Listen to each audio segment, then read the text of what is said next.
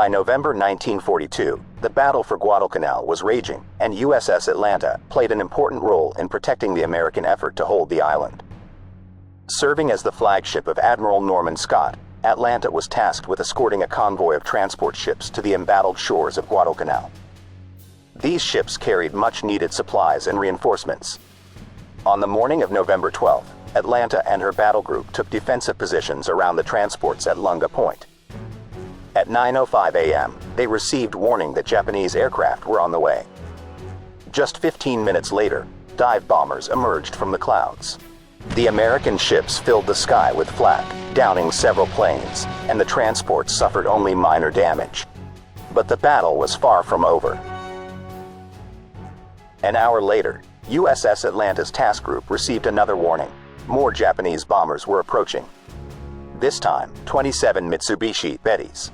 At 11:05 a.m., Atlanta led a convoy of American ships north, but the incoming bombers ignored them, heading instead for Henderson Field. Atlanta remained on station, screening the unloading effort, when she received yet another warning, and at 1:18 p.m., her crew prepared to repel a third air attack. Japanese planes came in low over Florida Island, splitting into two groups as they neared the American fleet. USS Juno opened fire first, with Atlanta joining in soon after, claiming 2 kills. A crippled bomber crashed into the superstructure of USS San Francisco, causing the only damage of the encounter. Despite the initial success, danger still loomed for the American fleet. American sailors had a brief respite before a new threat emerged. A group of Japanese warships, consisting of 2 battleships, 1 cruiser, and 6 destroyers, steaming toward Guadalcanal. Admiral Daniel Callahan, aboard USS San Francisco, was ordered to cover the transports. Around midnight, USS Helena picked up radar contact at a range of 26,000 yards. Callahan's order to change course caused problems for Atlanta, as she had to turn to port to avoid a collision with one of the accompanying destroyers. After resuming her station ahead of San Francisco, Atlanta was illuminated by the Japanese destroyer Akatsuki. Atlanta shifted her main battery to the enemy destroyer and opened fire at a range of about 1,600 yards. Concentrating on Akatsuki's searchlights, Atlanta and the other U.S. ships quickly overwhelmed the enemy destroyer. But the battle soon took a turn.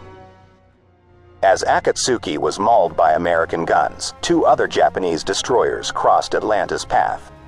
She engaged both with her forward 5-inch mounts, while her aft mounts continued to blast away at Akatsuki. That's when at least 1 torpedo hit Atlanta portside at her forward engine room, knocking out all power. Soon after being torpedoed by the enemy, Atlanta was hit by 8-inch shells from USS San Francisco, who mistook her for a foe in the chaotic night battle. Most shells passed through without detonating, but shrapnel killed many, including Admiral Norman Scott and his staff. As Atlanta prepared to fire on this new attacker, gun flashes revealed San Francisco as a friendly target, and the effort was suspended. A wounded Captain Samuel Jenkins assumed command of the dire situation. Atlanta was battered, powerless, and listing to port, with a third of her crew dead or missing. As daylight broke, the aftermath of battle came into focus. 3 burning American destroyers, the disabled USS Portland, and the hulk of the Japanese destroyer Udachi, which Portland summarily dispatched. Powerless and drifting toward enemy shores, Atlanta reported her situation, and boats from Guadalcanal came to take her wounded. Atlanta was towed to Kukum, at which point Captain Jenkins conferred with his remaining officers. With the ship crippled and damage control efforts proving useless, Jenkins ordered Atlanta abandoned and sunk. After a demolition charge was planted and exploded, the last men left Atlanta. She ultimately sank at 8:15 p.m. on November 13, 1942. 170 of her crewmen were killed, with another 103 wounded. Atlanta was awarded 5 battle stars for her service and a Presidential Unit Citation for her heroic example of invincible fighting spirit in the battle off Guadalcanal.